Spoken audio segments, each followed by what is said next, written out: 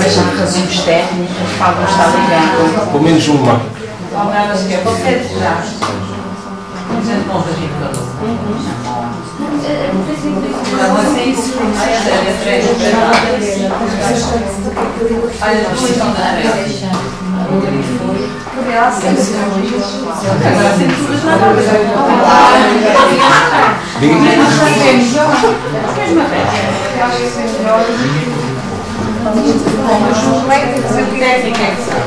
Está assim?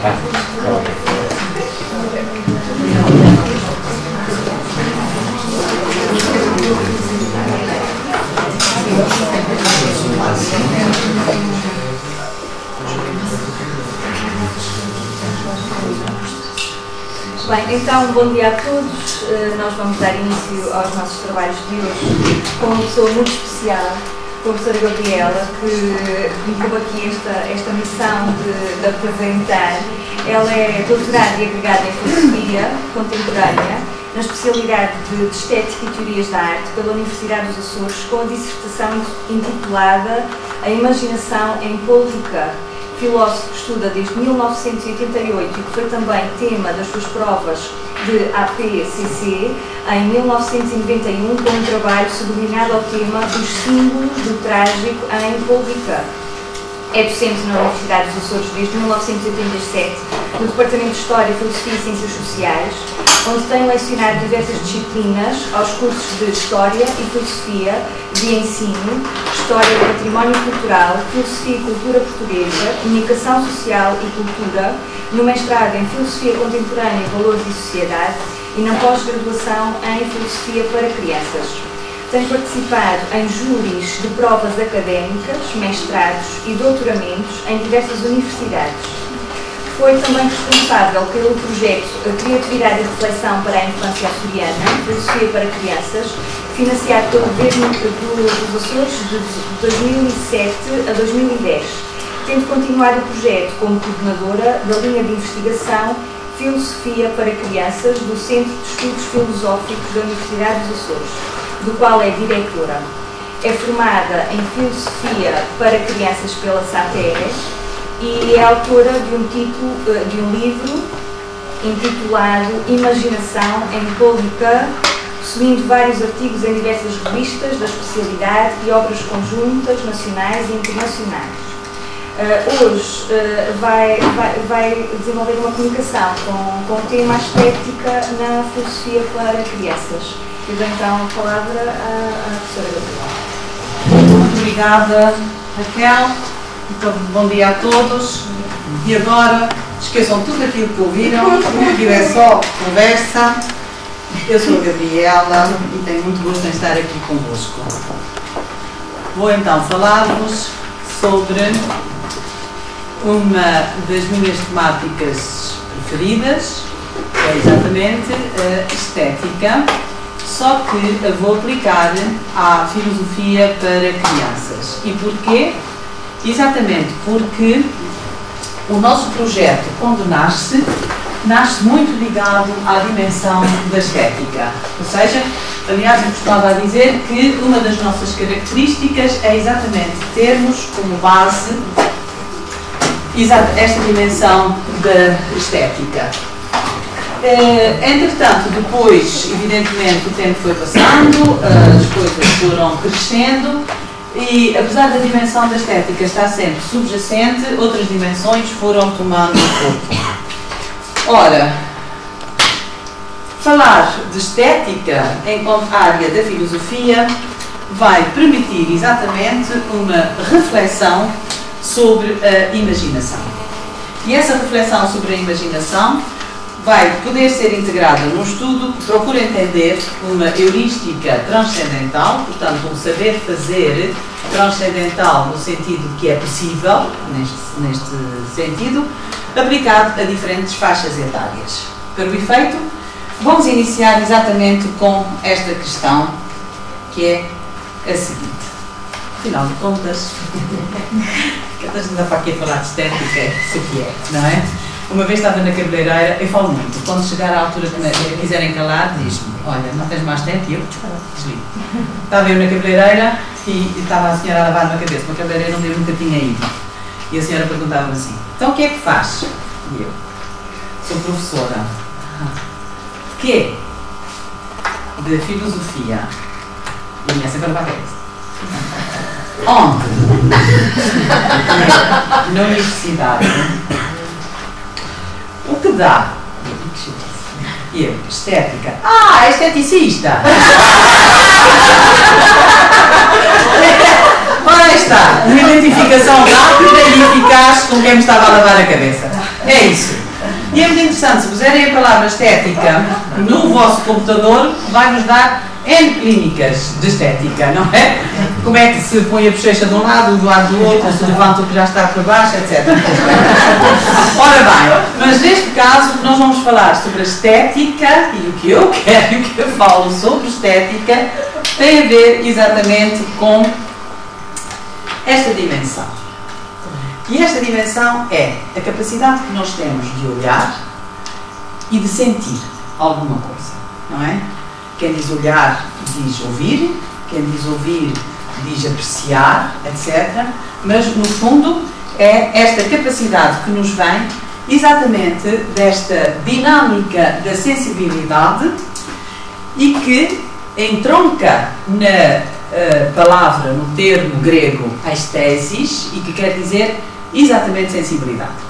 Esta palavra, se forem estudar a história da filosofia, veem que a palavra não aparece como disciplina filosófica.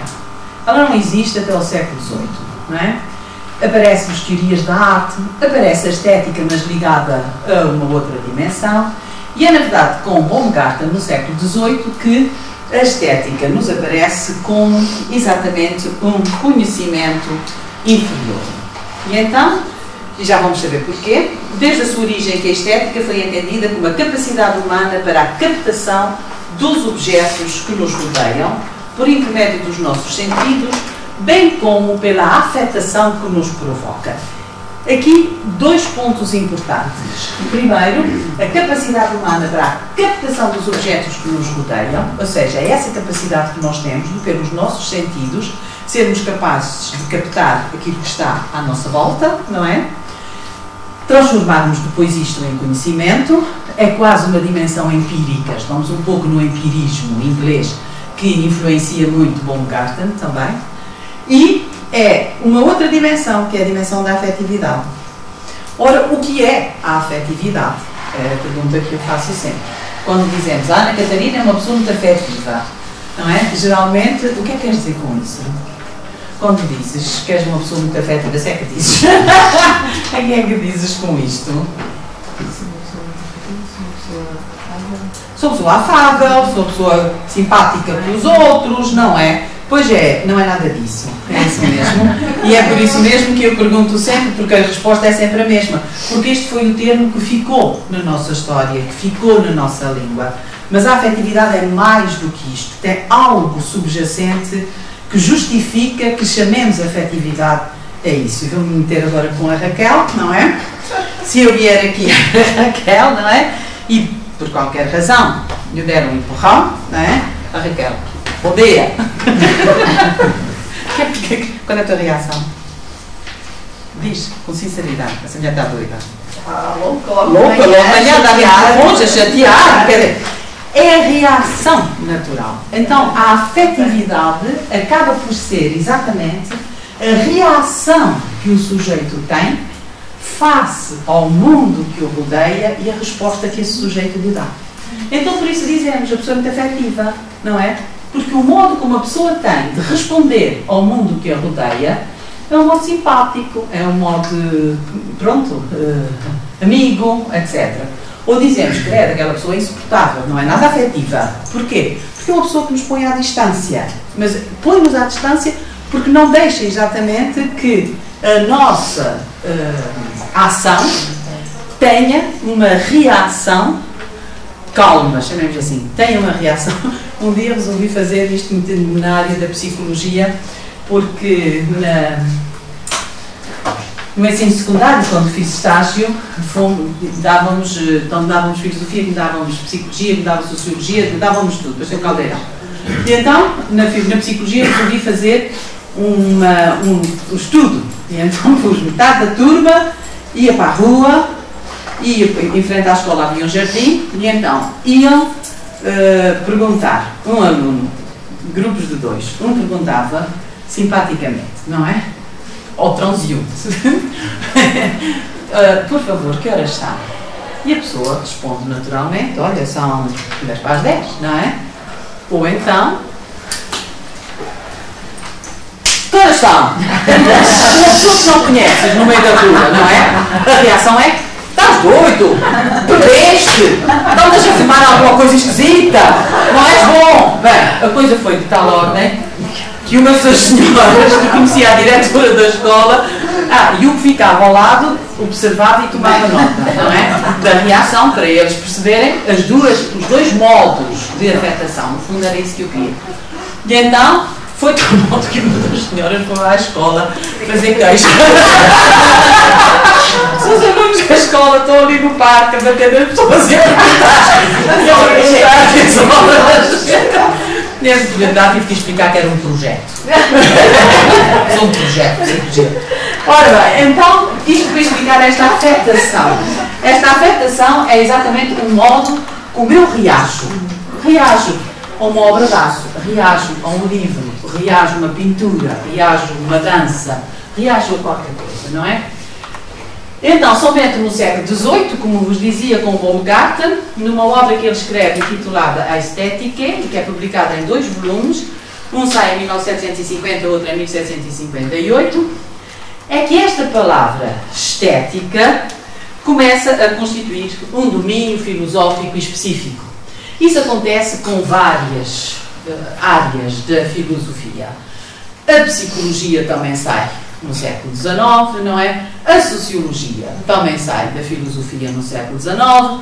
A ética sai também, não propriamente da filosofia, mas do grande núcleo filosófico base no século XIX, mais especificamente depois no século XX, e assim sucessivamente. E por isso teremos que continuar a perguntar o que é filosofia, porque é tão diferente da pergunta que se fazia idêntica no século III a.C., por exemplo, e a mesma pergunta num outro contexto, que é o do século XXI. Portanto, a pergunta é pertinente e mantém sempre a sua atualidade, independentemente do seu conteúdo semântico-filosófico, que implica a resposta ser diferente.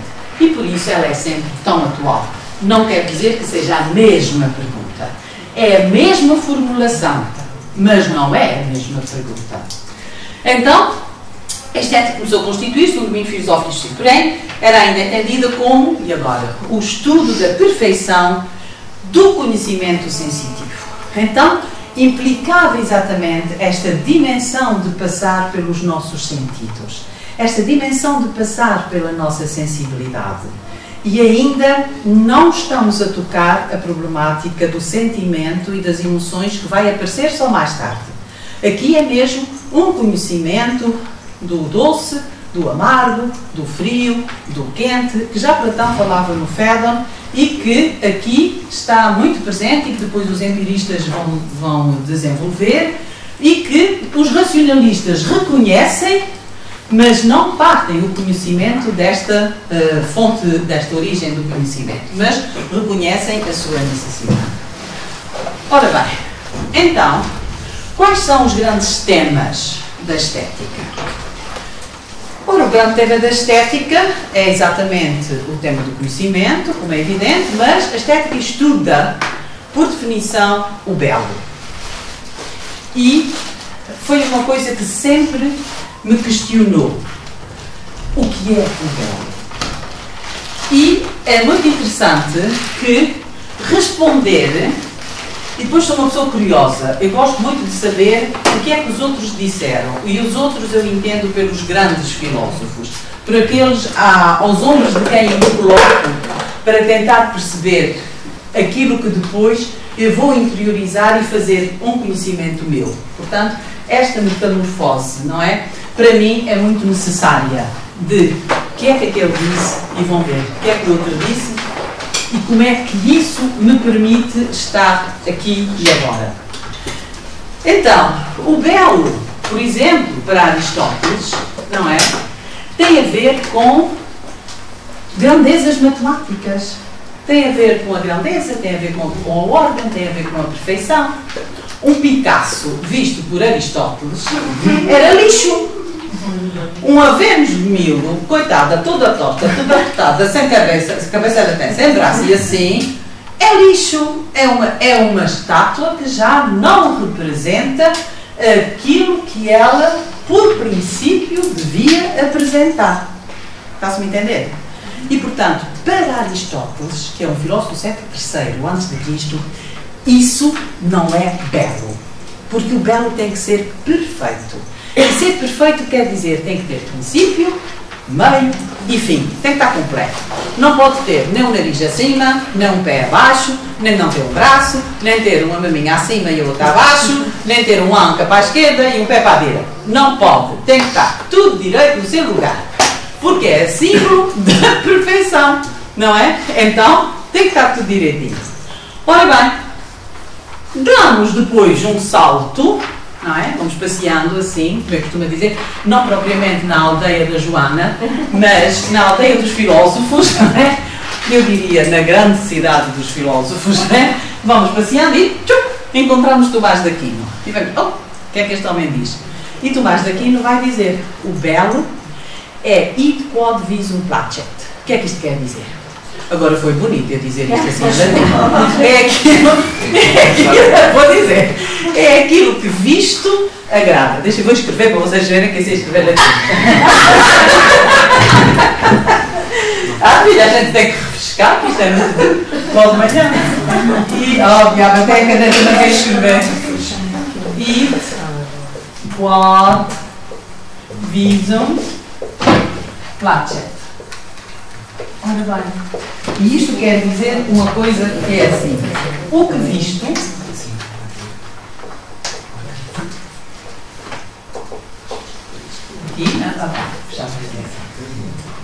e o placet agrada no sentido de dar prazer. Bem, disse a Berta que eu precisava de um quadro.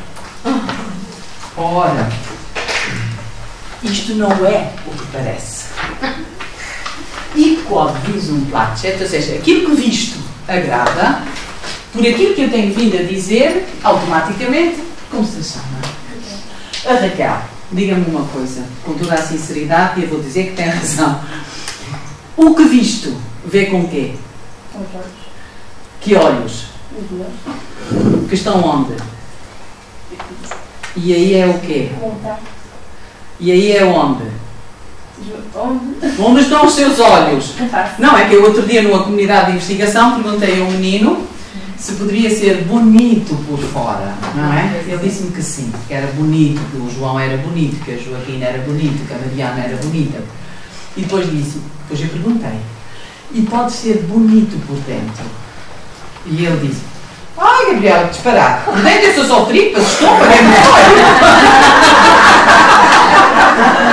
Portanto, por isso eu insisti muito, porque visto era o seu, não é? E disse muito bem, é o visto próprio do meu sentido da visão. Não é. Aqui não é. É que este visto é o que passa geralmente pela visão, porque é muito aristotélico e parte dos sentidos, mas depois, sobe até ao intelecto e o intelecto vê. E aquilo que depois é visto pelo intelecto agrada. Então, repare, há uma grande ligação entre o sensível, não é? Depois o intelecto e depois o conhecimento. Até vai aparecer Kant. E, como é que se chama o homem que escreveu L'Arte Scolastique? Jacques Maritain. Jacques Maritain diz, numa obra chamada Arte Scolastique, diz o seguinte, até parece Kant, mas não é.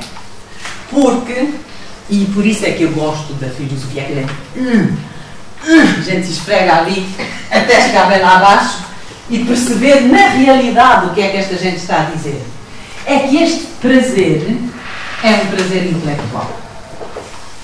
Não é um prazer que parte do gosto de sentimento, mas é um prazer intelectual. Ou seja, um prazer que tem por base o conhecimento, a célebre contemplatio latina. Olha lá. Depois temos a afetividade. Pronto, isto só para verem, então, o que é o belo. Fiquei entre mais daqui. Vamos dar um salto para Kant. Belo para Kant é, olha, por exemplo, aquilo que é uma maluqueira completa e absoluta, que diz o nosso filósofo de Königsberg, diz, belo é o que agrada universalmente, sem conceito. E a gente, opa, levamos um tiro, certo no meio da testa. Como é que é algo que agrada universalmente, se é universal tem que ser conceptual, e ele a seguir diz, mas não tem conceito. A gente diz, como é que este homem vê isto? Não é? E vamos estudar a crítica da Faculdade de Julgar, cerca de 400 páginas. E vamos perceber. Ora bem, e eu não vou falar nisso aqui, porque não é bem este o nosso projeto. Ora bem, então isto só para explicar que o belo tem explicações, tem compreensões diferentes ao longo da própria história, não é verdade? A afetividade já falei, da criatividade é um tema fundamental para a estética, do qual falarei hoje e será o centro desta conversa convosco.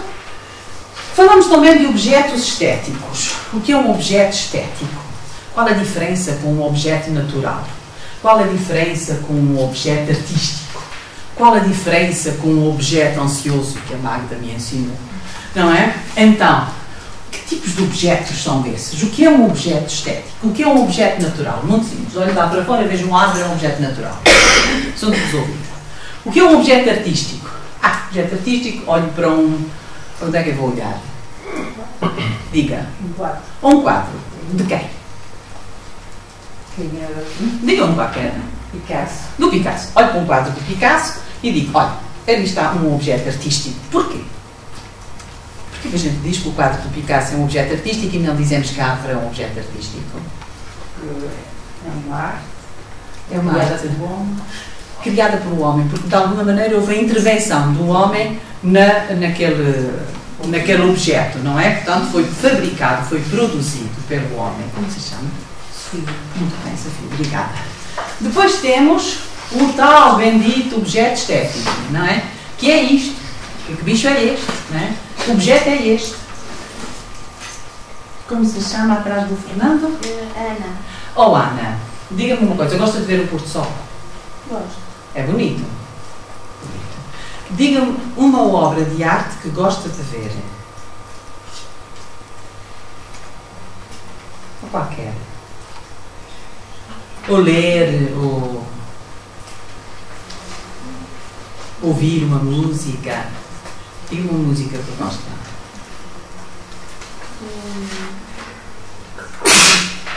Quem quer ajudar? Ninguém quer ajudar, falta de solidariedade. Queres, ou seja... Ora, anda Carlos. Agora, então queres as vossas mãos? Pintura? Pintura? Pode ser pintura? Pode, o que tu quiseres, diz-me. Edward Hopper, Knockout.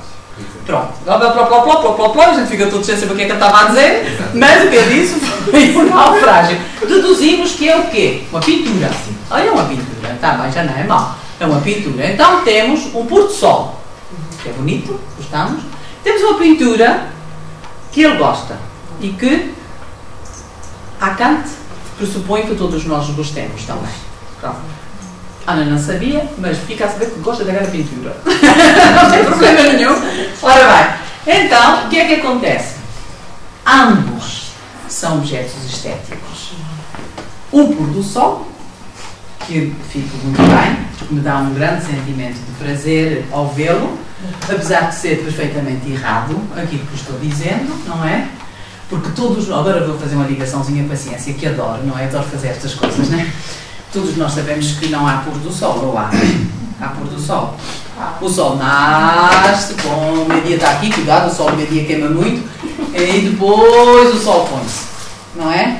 Então o Sol anda e vira e torna e serve. E todos nós sabemos que o Sol não anda, não é? Todos nós sabemos que ele está paradinho e que o que anda é a Terra. Mas ninguém está a ver um pôr do Sol e diz: que linda volta que a Terra está a dar. Não dizemos, mas sabemos que é assim.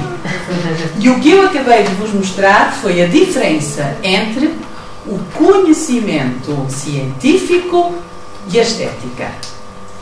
O conhecimento científico eu sei, não é o Sol que anda, mas eu digo: que lindo pôr do Sol.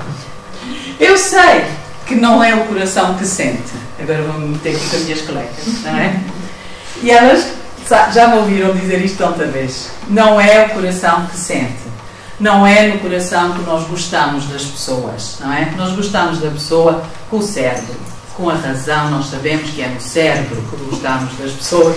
Nós sabemos que temos sentimentos aqui num compartimentozinho, não é? Aqui de cima, que é a partir daqui que gostamos das pessoas. Os sentimentos estão localizados aí.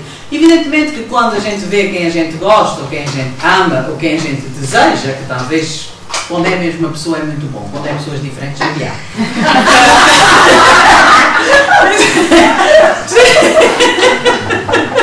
Isto está correndo bem.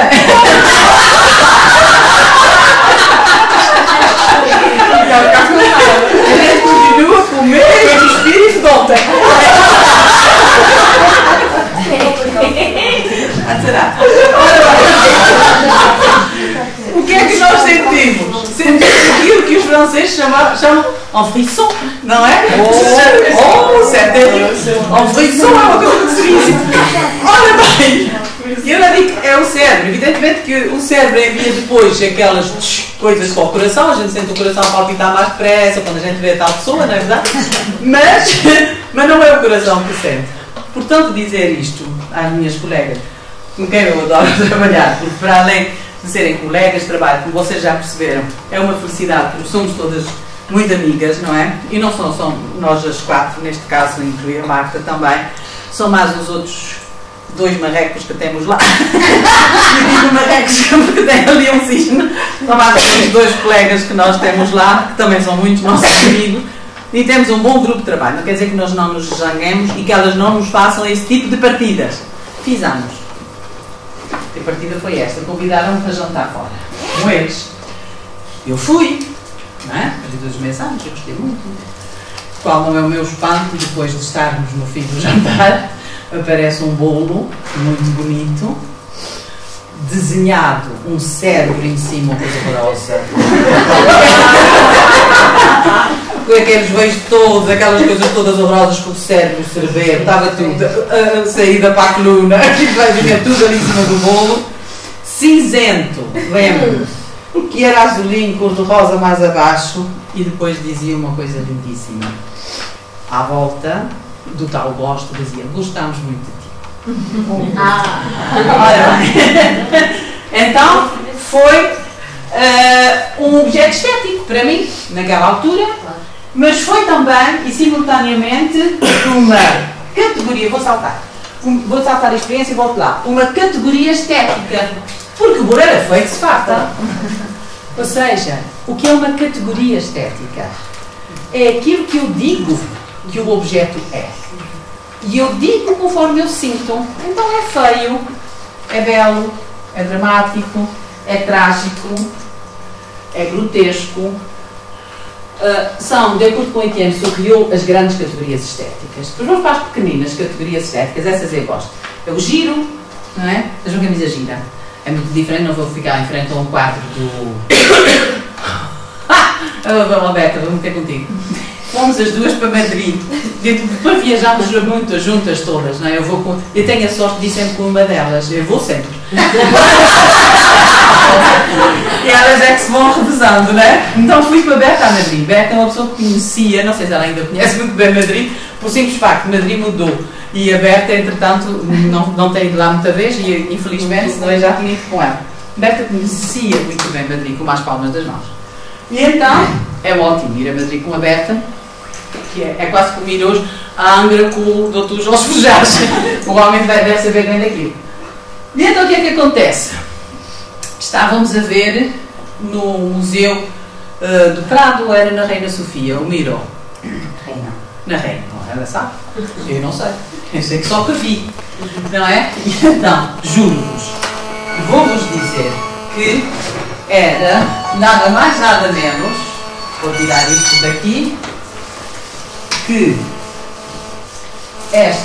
um quadro assim branco, credo, sabe-se, vou fazer o pobre do Miró, nada de nada. É assim, uma tela branca deste tamanho. Se não é deste tamanho, é quase.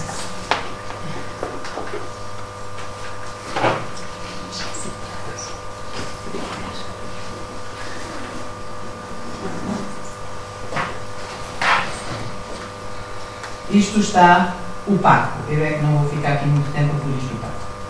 Ok? E ali no canto tem escrito Miró. Bom, eu olhava para aquilo. Não dizia, não sei nada disto. O que é que este homem quer com isto? Eu perguntava, o que é que o homem quer com isto? Isto está num museu de arte. Isto deve ser bom. Se isso é bom, porque é que eu não percebo?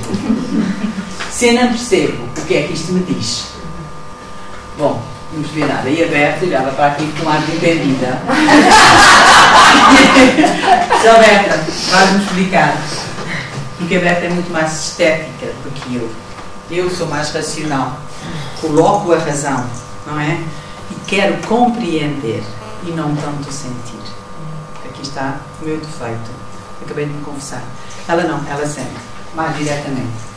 Então explica-me, querida, que eu não percebo o que é que esta homem quer isto. Ela deu-me uma explicação que até fazia muito sentido.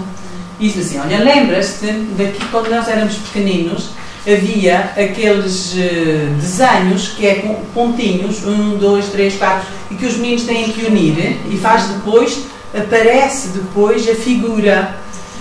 Então dizia-me ela, repara que ela, que aquilo são pontos de referência, tu podes passar as linhas que tu quiseres por ali e podes construir tu um quadro. Ou seja, o que ela me estava a dizer é uma dimensão da estética que vem aqui da criatividade e que se chama o recriar. O recriar é aquilo que o esteta, ou seja, o percipiente, ou seja, nós fazemos, faça um quadro.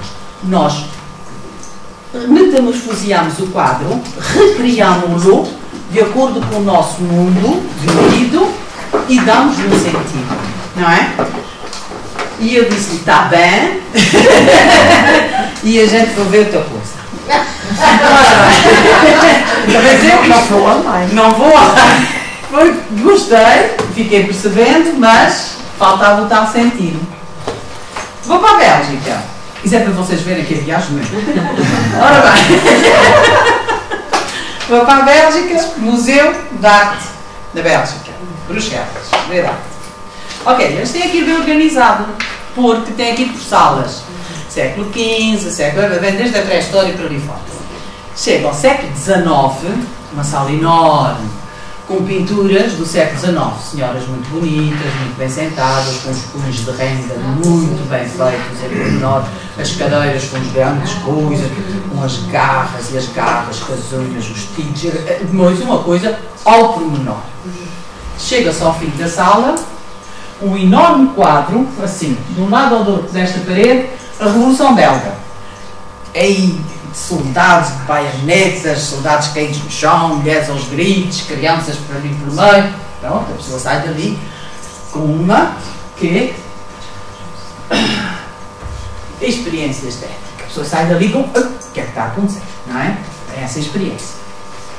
Desce uma escada rolante, mesmo ao lado, um grande cartaz que diz Arte Belga Contemporânea.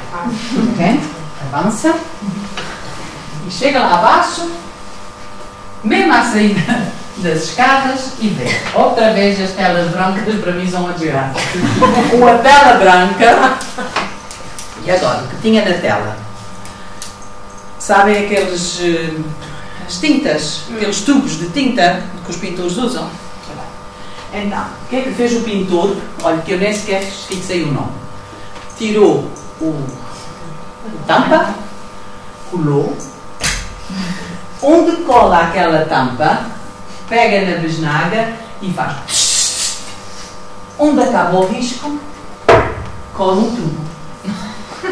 Ora bem, e a gente chega ali, a gente vem com os olhos cheios das rendas, dos anéis, daquelas coisas todas lá de cima, e a gente chega ali e vê um quadro cheio de tampas, cheio de cor e cheio de tubos. E qual é a nossa emoção estética? Um enorme ataque de riso. Não é? E eu sentei no banco, sentei-me a rir, sozinha, que rimo, e só dizia assim: este tipo está a gozar comigo, este tipo está a gozar comigo. Mas interessante, porque é que continuou a ser uma obra de arte? Porque continuou a provocar-nos uma emoção estética. Quer tenha sido riso, quer tenha sido choro, não chorei naquela altura, quer tenha sido outra coisa qualquer.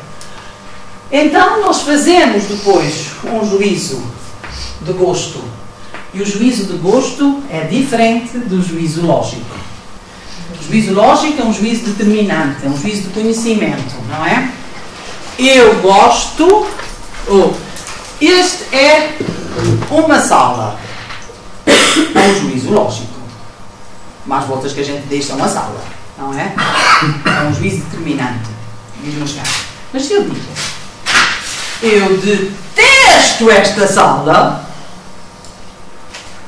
passou a ser um juízo estético. E porquê?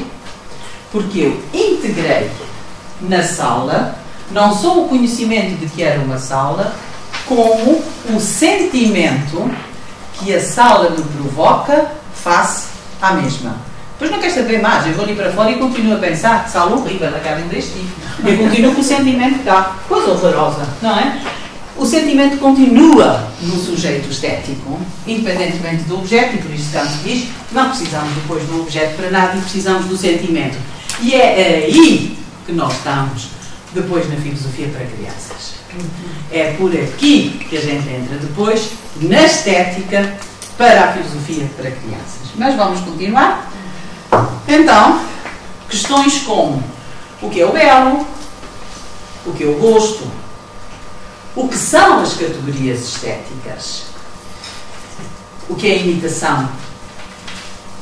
Existe alguma relação entre o belo e o bem? Quem é que tem filhos? Por amor. Ora bem, quem é que é capaz de confessar que nunca disse ao seu filho ou à sua filha: menino lindo, fizeste bem? Põe o dedo no ar. Que nunca disse. Nunca disse. Ou seja, quando dizemos menino lindo, fizeste bem, menino feio, fizeste mal. Estamos a fazer exatamente aqui. Será que existe alguma relação entre o belo e o bem? Será que estamos a juntar o belo e o bem? O belo e o bem em Platão chamava-se kalokagatia. Estavam juntos, Platão, Aristóteles, não é? E tinha um aluno que era muito bom aluno e era muito bonito. Ele era bom e belo. E então, eu chamava-lhe Kalos Kagatoi, que era bom e belo. Bem, este meu aluno depois foi-se embora, foi para a sua vida, e eu um dia tenho um filho que nós chamamos que é o mais pequenino, tem 25 anos, o mais velho tem 38, e então, o mais pequenino tem a mania das canoagens, não é? E então era preciso ir treinar, e treinávamos muito, e eu mais ele, eu ficava dentro do carro a fazer coisas, e ele treinava nas lagoas e mais não sei o quê, e tínhamos que levar, tínhamos um Toyota Yaris, que é uma coisa pequenina, não é? E tínhamos que levar a canoa em cima do carro. Para levarmos a canoa em cima do carro, a canoa sai, não é, dos limites do carro, o que é contra a lei. Mas era nos Açores, ou íamos de manhã, ou vinhamos à noite, e não encontrávamos, na verdade, muitas operações de sol. Um dia, vou e tchim, num cruzamento, operação stop, e que chatice, pronto, lá se vai a separada da canoa, que chatice. Então, vem um senhor, um agente, de óculos escuros, chapéu na cabeça. Eu disse, eu comecei logo a dizer, senhor agente. sei, o senhor vai-me multar por causa da canoa, mas é que o senhor sabe, o meu filho é atleta de alta competição, e o rapaz está a olhar para mim. E depois diz-me assim, senhora doutora, não é nada disso. E eu, este homem conhece-me. E ele olha para mim, continua a olhar mesmo. Senhora doutora, conhece-me. E eu, doutora não me conhece. Não, doutora não é nada disso. E eu, mas é então o quê? Conhece-me? E ele, claro que eu conheço, foi minha professora. E eu olhava para o rapaz e não via nada. Os olhos escuros no chapéu, longe que eu estava. E ele foi tão simpático, tirou o chapéu, tirou os óculos e disse, eu sou o Carlos Cagato.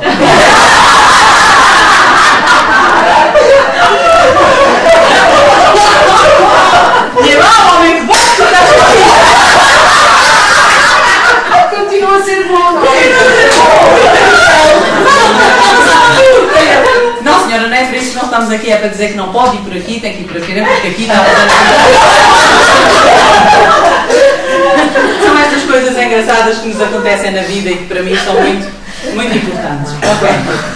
A outra é, será que a imaginação justifica a humanização do próprio homem? Esta é uma grande pergunta que Ricoeur tenta ao longo de toda a sua obra responder, não é? Mas não vamos falar disto agora. Qual a relação da ciência com a arte e qual o seu impacto na estética, não é? Quando hoje em dia, na bioarte, não podia deixar de falar isto, hoje em dia na bioarte fazem coelhinhos verdes, não é? Qual o impacto disto na estética, não é? O que é que nós sentimos? Depois, se quiserem, outro dia, noutra hora, falamos sobre isto. Hoje vamos continuar com os nossos cisnes. As perguntas das crianças são, na verdade, um admirável sinal de que o homem, enquanto homem, filosofa espontaneamente. Já todos conhecemos esta citação de Capri Aspas e já todos conhecemos, que eu não vou ler, vou deixá-la ali, para quem quiser ler, e já todos sabemos que esta é uma atitude espontânea da criança, não é? A criança necessariamente questiona. O meu filho, uma vez íamos pela rua, estava eu grávida. Mentira, eu já tinha nascido. Ele viu uma senhora grávida, tinha 4 aninhos, o mais velho. E íamos passeando, ele viu uma senhora grávida e com ar sério, porque este meu filho era muito sério quando era pequenino. Diz-me assim, oh mãe, aquela senhora tem um bebê na barriga. Tem, filho. Lá uns passinhos. Eu também estive na tua barriga. Estiveste, filho. Mais uns passinhos. Oh mãe, tu comeste-me.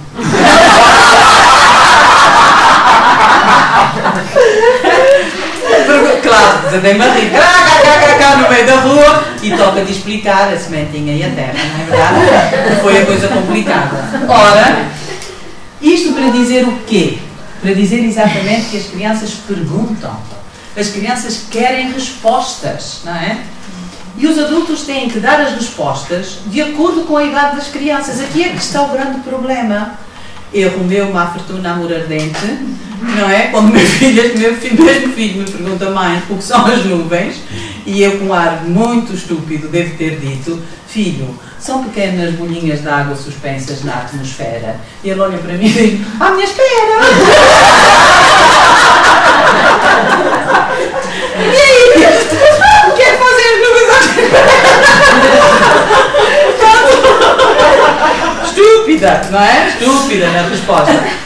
Mas só para termos esta noção de que as crianças querem respostas. Perguntam porque querem respostas. Ora bem, e aponta, e agora vou começar a entrar exatamente na criatividade, apontamos exatamente para o grande problema da criatividade. O problema da criatividade que faz com que, na criança, um elefante possa, na verdade, ser cor-de-rosa. Qual o problema? Não é? Se eu quero um elefante cor-de-rosa, e agora? Oh filho, não há. Só há elefantes cinzentos. O meu é cor-de-rosa. E pronto. E é deixar ficar, porque está certo, não é? Eu é que não sou capaz de entrar nesse mundo. Não é ele que é capaz de sair. Ele vai sair mais tarde. Naquela altura, para ele, o elefante é, na verdade, cor-de-rosa. Ora, vou fazer agora algo que eu gosto muito. É um bocadinho maçudo, mas parte do princípio que é um pouco o estado da arte, da criatividade. Na história da filosofia, aqui é que está. E na história da filosofia nós temos dois grandes momentos, dois grandes universos. Aquilo que se chama o universo da objetividade, que é o universo aristotélico tomista, isso é um B, tomista, e aqui existe um sujeito e existe um objeto. Porque é que é o universo da objetividade? Porque este sujeito pergunta o que é este objeto. Pergunta assim, coloca a investigação no objeto. Pronto, muito simples, dito de uma maneira muito rápida, não é? Então isto se chama universo da objetividade. Neste universo da objetividade, ou seja, em que a nossa grande preocupação é o objeto, temos Aristóteles que nos vai trazer e marcar para o resto da história da filosofia até aos nossos dias a diferença, as diferentes dimensões da razão. Então temos uma razão teórica, e a razão teórica é, na verdade, aquela que se preocupa com o conhecer. Eu acho que isto é muito importante, termos as coisas arrumadas nas nossas cabeças, para depois podermos ajudar a arrumar a casa dos outros. Primeiro tenho que arrumar a minha casa para arrumar a casa dos outros, não é? Se eu tenho a minha casa desarrumada para arrumar a casa dos outros, vai ser um bocado complicado. Então, essa razão teórica tem como objeto conhecimento. E é isso que ela se preocupa. Preocupa-se em conhecer. Mas há uma outra razão, não é a mesma razão, desculpem, há uma outra dimensão da razão que se preocupa com o agir. E esta Aristóteles chamou razão prática. É aquela que orienta a minha ação. Pronto. E há uma outra dimensão da razão que orienta a minha produção. É a razão poética. E nesta razão poética temos dois ramos. Temos um ramo da techné, que é aquele que vai dar origem à técnica, e aqui é muito simples. Já estamos no campo da produção, estamos no campo das artes, não é? E a estética está sempre muito ligada às artes, ou depois e agora mais tarde com a ciência. Mas com a arte temos o quê? No campo da techné. Temos produção feita por regras e que tem como objetivo a criação, estamos na criatividade, não é? A criação de um objeto que fica fora do sujeito. Bem, vamos dar o destaque de loucura, não é? Distinção entre o facto e o ato. Ok, passou-se uma coisa e aguenta-te aí, tu vais lá. Tu falou da sério? Pá! Já te fuja. Ok, foi uma ação da minha parte. Tchum! Quem agiu? Sim, não é? Foi que lhe bati. Ou seja, por isso dizem depois os escolásticos, as ações ficam com quem as pratica. A ação é boa ou a ação é má, consoante eu a pratico, por isso é que depois me vou confessar e dizer ao padre que não agi bem. É porque fui eu que agi, não foi o vizinho. Se eu me for confessar ao padre e dizer, minha vizinha anda sempre metida com o marido da outra, o padre diz, mas não és tu, não tens nada a confessar os pecados da vizinha. Tem que dizer, eu, não é? Estou assim, assado. Então é a ação, não é? Quem é que ficou com os meus dedos marcados na cara? A Manuela. Os meus dedos são o facto. Ficaram fora da minha ação, mas estão relacionados com a minha ação. Então é exatamente isto que aparece aqui. A techné dá-me exatamente o facto que fica fora do sujeito e que, de qualquer maneira, está relacionado com o sujeito. Mas essa techné tem a ver com a técnica. E eu ainda sou do tempo, adoro. Agora já estou na fase que eu adoro usar os meus cabelos brancos, adoro. Ainda não chegou as rugas. Quando chegarem as rugas eu vou adorar usar as rugas, não é? Adoro, porque digo, eu ainda sou do tempo, e acho isto muito bonito, eu ainda sou do tempo em que se falava na arte do sapateiro, na arte do carpinteiro, na arte do pedreiro. E chamávamos artes exatamente às técnicas, não é? Eram as técnicas que eles sabiam para fazerem o seu trabalho. Mas há uma outra dimensão da produção e que se chama a poiesis. E a poiesis é, do mesmo modo, uma produção, só que agora não tem um fim utilístico, não tem uma especificidade.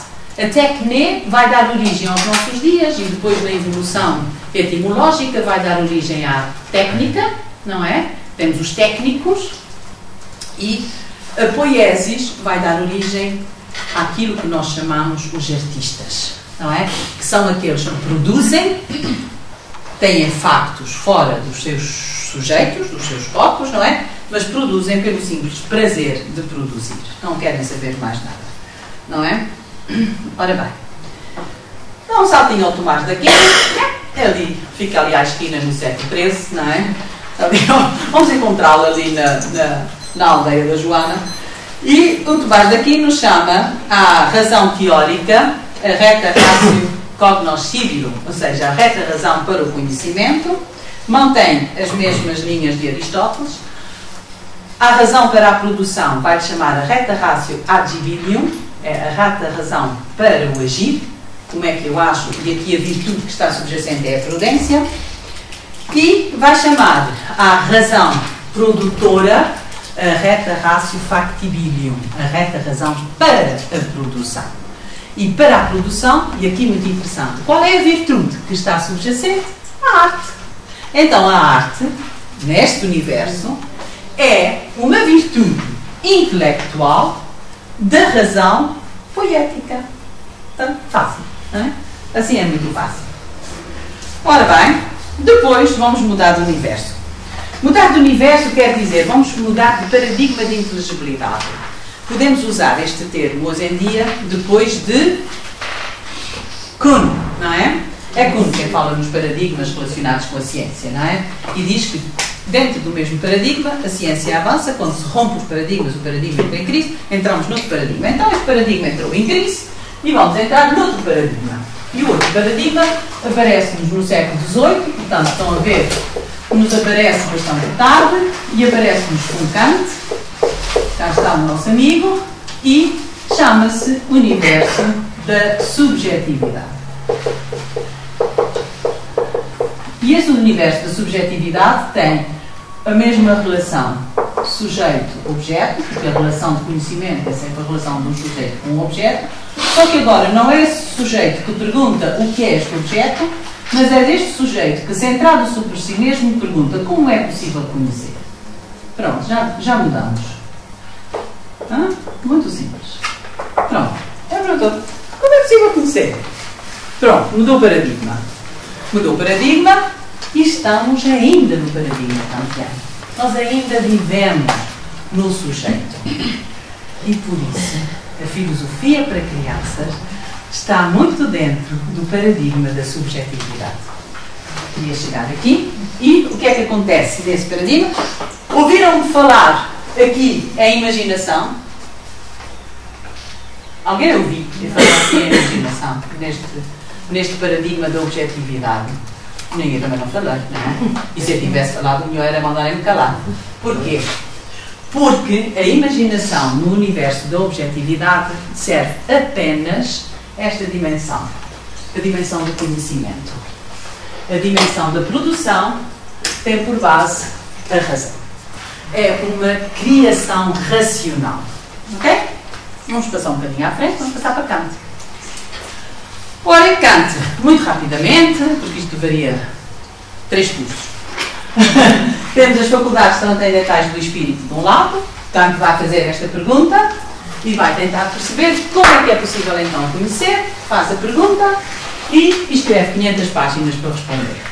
E dessas 500 páginas, que se chama Crítica da Razão Pura, ele chega à conclusão que as faculdades transcendentais do espírito são a sensibilidade, a imaginação, o entendimento e a razão.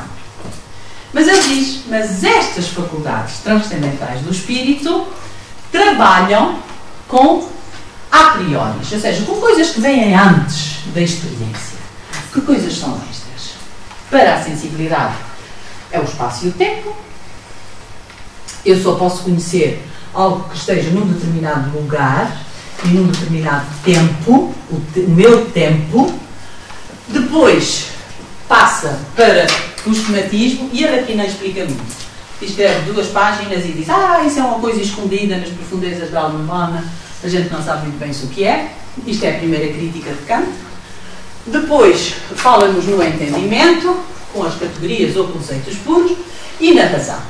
Mas ele depois escreve um outro livro, trata o problema da metafísica, que é o problema da razão, acaba por ser o problema da ética, e escreve uma crítica da razão prática. Mas faltava-lhe uma coisa, ele tinha dividido o homem em meio, um lado conhecimento, o outro lado a ação. E agora como é que eu junto isto? E com cerca de 68 anos, vai tentar juntar aquilo que tinha levado a vida inteira a partir. E então escreve uma terceira crítica, chamada A Crítica da Faculdade de Julgar, onde vai buscar esta faculdadezinha da imaginação que ele tinha deixado cair na crítica da razão pura e vai estudá-la, não é? E então temos uma obra sobre a imaginação. E é essa obra, e são esses princípios sobre a imaginação, que estão na base daquilo que nós hoje em dia chamamos a imaginação, a criatividade, a inovação. Agora sim, agora está tudo na imaginação. Reparem, porquê? Porque é essa imaginação que agora já não é razão com regras, é imaginação livre, senhora de todos os possíveis. Tudo é possível, não é? Com esta imaginação. E por isso vocês vão ver aparecer na história da cultura o impressionismo, o cubismo, o surrealismo, o dadaísmo, aparecem todos depois de Kant. Não há nenhum que apareça antes de Kant.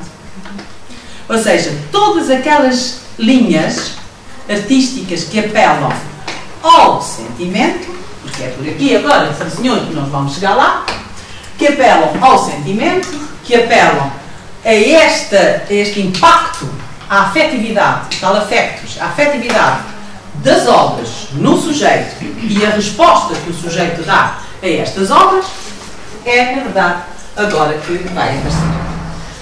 E passamos então à tal criatividade, fazendo a tal distinção.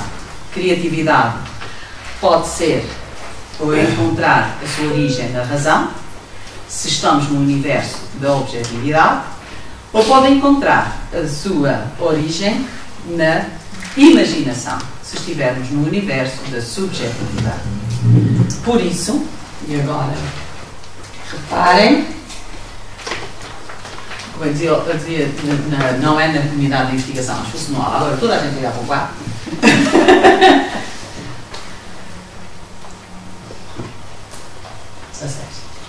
É esta sensação, é este sentimento que se colhe daquela harmonia enorme deste bailado que é o Lago dos Cisnes.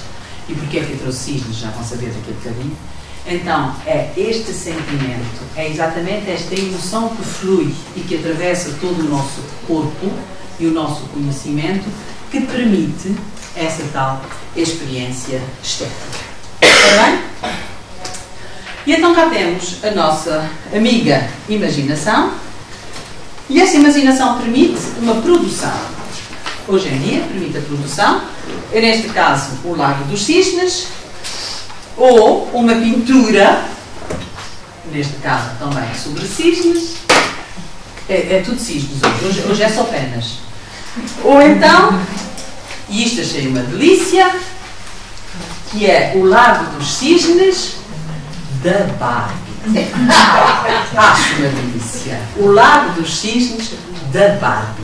Isso é o apelo a quase uma meta-imaginação, à imaginação da imaginação infantil. Não é? É porque é a imaginação no seu mundo, que é o mundo infantil, mas da Barbie ainda é uma imaginação que é diferente. Ou que se sobrepõe não, que se complementa. Então, Ora, a imaginação é uma das grandes áreas da investigação na filosofia, pois há uma série de reflexões sobre o papel da imaginação na procura do conhecimento. Agora percebem isto muito bem. E agora passar por uma comunidade de investigação filosófica, partindo do princípio de que a comunidade de investigação é em diálogo. E eu mudei isto hoje de manhã. Eu tinha comunidade de investigação de diálogo. E depois pensei, está mal. Ainda não falei contigo vocês sobre isso. Está mal. Não é uma comunidade de investigação de diálogo. É uma comunidade de investigação em diálogo, que é diferente, e já explico porquê. Ao pensar em conjunto, exatamente por causa disso. É porque a comunidade de investigação pensa em conjunto. Eu não tenho uma ideia, a Manuela tem outra ideia, a Melania tem outra ideia. Nós temos uma ideia que vai nascer do consenso, que é o que vem a seguir, alcançada pelo consenso. E daí é que o conhecimento, compreensão. É que o conhecimento que se gera numa comunidade de investigação é um pouco... Isto é difícil de fazer. E porquê? Estava a fazer isto e estava a pensar no John Rawls e no Vé da Ignorância na Justiça. Porquê? É porque eu acho que aquilo é muito difícil, não é? Eu vejo aquilo, estudo aquilo e não percebo nada disto, não é? O que é que este homem quer? Como é que isso é possível? Então, o que é que o John Rawls quer? O John Rawls diz, então vamos pensar sobre a justiça. E pensar sobre a justiça, vamos nos juntar todos e agora vamos, eu não digo vamos nos despir, mas vamos despojar, não é? De todas os nossos preconceitos, os nossos princípios, o nosso status social, o nosso papel social. Vamos esquecer que somos pais, mães, filhos, pobres, ricos, etc. Vamos esquecer tudo isto. Então vamos pôr sobre nós um véu de ignorância. E agora sim, vamos pensar sobre a justiça e tentar um consenso. E depois lá explica porque estou a lado, depois posso ir para o outro. E este seria a maneira mais equitativa. Estamos quase a acabar e eu também. Que alcançávamos então, pelo consenso, conhecimento e compreensão, de acordo com a razoabilidade da faixa etária a que pertence a imaginação empática, é uma aliada indispensável. Ou seja, eu fico fazer a empatia pela imaginação, porque eu não posso fazer a empatia de outra maneira. Dizem-me, agora vais pensar que és uma abelha. Apesar de uma abelha, eu só posso pensar pela imaginação, não posso pensar agora vou ser uma abelha. Só posso imaginar se seria uma abelha, não é? E o que é que eu faria se fosse uma abelha? Eu seria uma das operárias, das obreiras, ou seria a rainha? Eu queria ser a obreira, porque a rainha morre depois, não é? A obreira sempre tem mais uma vida. Ora bem, então vamos continuar, muito rapidamente. A investigação científica ou filosófica tem, por isso, diz Anne Berchat, citando John Dewey, a qualidade estética, quando os seus diferentes ingredientes constituem o quê? Uma experiência integral. E o que é que se chama a tal experiência integral? Agora sim, agora é fácil, agora é cabo rápido, vou apanhar as pontas todas. Agora é a ponta do conhecimento, a ponta da ação e a ponta da arte, não é? Apanho-as todas aqui. Aonde? Na experiência estética. E agora, reparem, se eu olhar para aí e começar a perguntar a toda a gente isto o que é, cada um vai dizer isto o que é, não é? Estamos no domínio do conhecimento. Depois temos o domínio da ação e temos o domínio da estética, que torna possível todo o processo do conhecimento unido, num uníssono, não é? De expressão. Filosofia para crianças. Esta é uma das coisas que a minha amiga Magda gosta de fazer. Eu gosto de dizer, é uma pedra no charco, não é? E é pedra no charco exatamente porquê? Porque isto lembrei-me, a Joana que me perguntava qual é o nosso papel, o que é que andamos aqui a fazer. Olha, andamos a ser pedras de charco, andamos a pular para o charco, não é? Ou seja, andamos a tentar criar ondas, não é? Que vão ser cada vez maiores e cada vez mais abrangentes. A comunidade de investigação filosófica, uma pequena homenagem ao Lippmann, e a dimensão estética de uma comunidade de investigação caracteriza-se exatamente pela criatividade do discurso e pela imaginação capaz de discorrer, capaz de inventar e capaz de criar. Pode ser avaliada pela capacidade dialógica do grupo e em termos de harmonia, em termos de integridade, em termos de unidade, complexidade e originalidade. E agora percebem que isto são tudo conceitos que estão presentes na estética. A sombra é sempre negra, até mesmo a de um cisne branco, diz Pablo Neruda. Ora bem, então, vamos fazer uma comunidade de investigação que é uma sombra. Bem, então temos vários exemplos de uma sombra, não é? E as sombras são sempre o resultado desta dimensão que tem a ver com luz e tem a ver com objetos. Bem, mas aí eu posso perguntar, mas será que é sempre negra a sombra, como disse o Pablo Neruda? Vamos, será que no maciço, com idades que se situem num estado de desenvolvimento, onde os sentidos e a imaginação, e o imaginário, sejam ainda os grandes companheiros da aprendizagem, será que a sombra, a cor da sombra do cisne branco poderá ser branca? É uma questão que eu achei que seria interessante. Alguns exemplos que eu daria se estivesse a fazer esta comunidade, colocá-los-ia para poderem observar. Já acabamos. Raquel. E qual o meu papel como facilitador? Se me dissessem a sombra de um cisne branco, Gabriela, pode ser branca. Bem, neste caso, como proceder enquanto facilitador de acordo com o espírito da filosofia para crianças? Adorei esta foto. O espírito da filosofia para crianças está tanto aqui. Olha eu fui o facilitador, assim, olhar para baixo. As crias, não é? A ver qual é a individualidade depois delas e se estão todas lá. Ora bem. Poder pode. Não há nada que me diga que não pode ser. Mas eu introduziria a seguinte questão. Será sombra ou será reflexo? E isto dar-me-ia uma nova comunidade de investigação. Muito obrigada.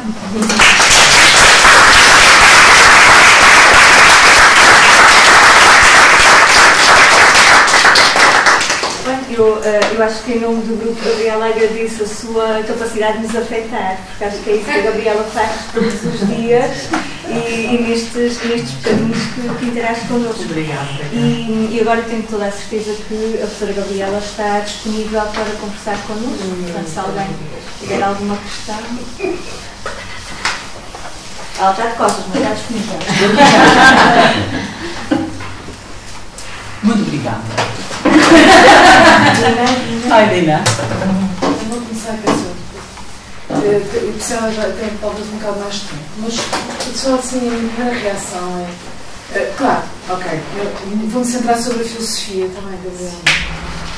Então, esta mudança de paradigma do objetivo para o subjetivo. Sim. Traz-me. Quer dizer, a minha primeira reação infantil é. Mas ficamos a curto, não é? Porque a relação com a arte é uma relação dinâmica, não é? E depois, agora já estou a pensar, por causa desta coisa de ficarmos com o gesto, não é? Que fazemos. E o que acontece com a arte, que é super estranho, é que nós vemos uma coisa, e este elemento de recriação, que não acontece sempre, não é? Às vezes acontece ou não. Eu, por acaso, é muito agir, quando uma pessoa faz uma pergunta, nós todos, não sei se vos acontece, respondemos todos interiormente. Pronto, o meu preferido é o Kandinsky. E uma das razões é porque é que me dá imensa vontade de comer o quadro. É uma coisa completamente surreal.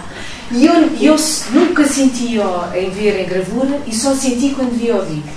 E quando senti, eu não queria ser ali, porque aquela é uma vontade de comer que não passa, mas também não preciso de ser saciada, porque eu de facto não estou com fome, não é? Bem, isto fica. Portanto, ou seja, a minha, acho que não é mais. Desculpa, não é bem uma pergunta, é mais uma vontade. Que de facto é preciso inventar outro quadro teórico, não é? Que incorpore estas duas dimensões do objetivo e do subjetivo. Não é? Porque ainda que seja possível descrever com esse quadro teórico aquilo que eu estou a dizer de uma forma muito terra a terra, como acontece com os quadros do Kandinsky, eles não tenho certeza, mas parecem não conseguir explicar porque é que eu fico com o gesto, não é, desta recriação, porque eu de facto não fiz nada. É estranho, não é? Não. Pois. Aí eu sou uma mulher de. Eu costumo dizer, eu não sou filósofa, sou professora de filosofia. Eu gosto de estudar os filósofos. e depois gosto de ter referências muito seguras, não é? Eu, neste caso, refugiar-me-ia em Merleau-Ponty e da fenomenologia da percepção, de imediato, não é? Quando me diz isso, eu pensei, Merleau-Ponty, fenomenologia da percepção. E fenomenologia da percepção aí aparece em cheio, não é? Nomeadamente na sua recriação, sob o ponto de vista fenomenológico, passa pela sua consciência, passando pela sua consciência, entra no seu mundo vivido, entrando no seu mundo vivido, capta-lhe um sentido. Captou-lhe o sentido, já lá está, é seu. Pode ser É por aí. Não é?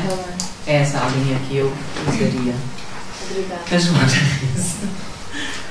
Eu estou-me a rir porque eu agora estou. não é, agora é Goretti. Goretti, não é? Estou a sentir um bocadinho inteligente. Eu adoro, porque falou em Kandinsky. Uau, nunca conheço, porque é assim. Aparece nos manuais de matemática Kandinsky para nós estudarmos as figuras geométricas. Muito bem, exato. E não é com este grupo que eles estão no primeiro ano, eles agora estão no quinto. E fiz um trabalho com eles lindíssimo. Eles criaram só com figuras geométricas, usando o compasso.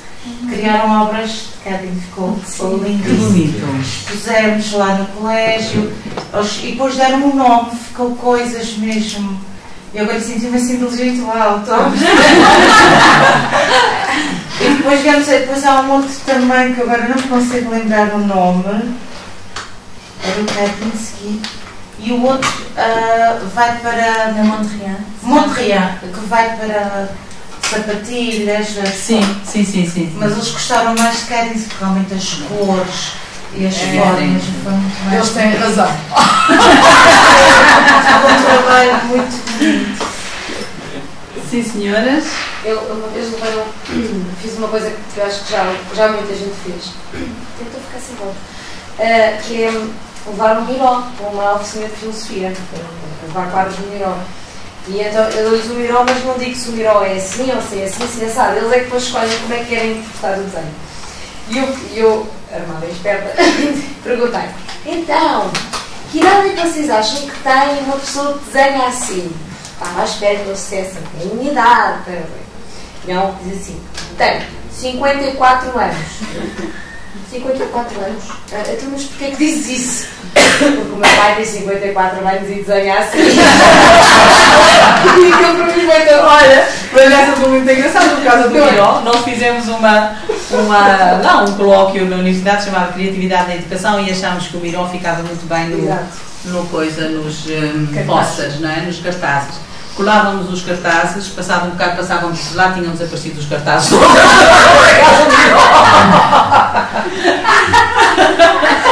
é muito engraçado, estava para casa do Miró e eu tinha para outra vez tudo desapareceu outra vez o Miró.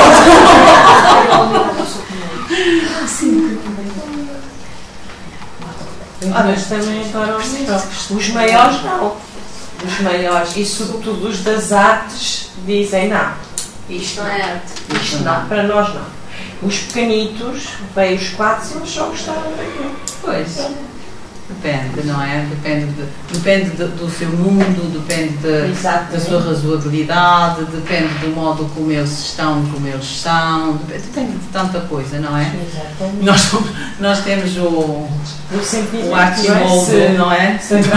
Conhecem aquela, se tivesse o meu computador aqui já projetava. O Archimboldo é um pintor do século XVI que faz umas figuras muito engraçadas, tem aquela figura das frutas, tem a cabeça, frutas, laranjas, bananas, flores, imagens, não sei o quê. Estávamos na altura do Sr. Santo Cristo, a seguir ao Sr. Santo Cristo, e fizemos uma comunidade de investigação em plena rua, não é? Ficou aberta. E então, qual era a ideia? A ideia era, tapávamos o quadro do Archimboldo, fizemos assim uma reprodução grande, e depois íamos levantando devagarinho, de baixo para cima, não é? Que era para os meninos irem vendo o que é que aparecia. Apareciam flores, não é? Ou aparecia fruta, uma banana, uma laranja, um isto, um aquilo, e a Berta ia devagarinho, tirando coisa, destapando o quadro, não é? Até que pensávamos que aquilo depois ia ser um clímax de experiência estética das crianças, não é? E quando chega... E agora? Oh. Eles olharam. É o Sr. Santo Cristo.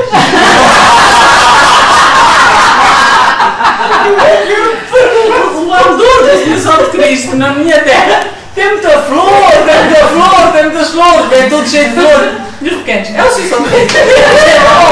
Dá-se foi.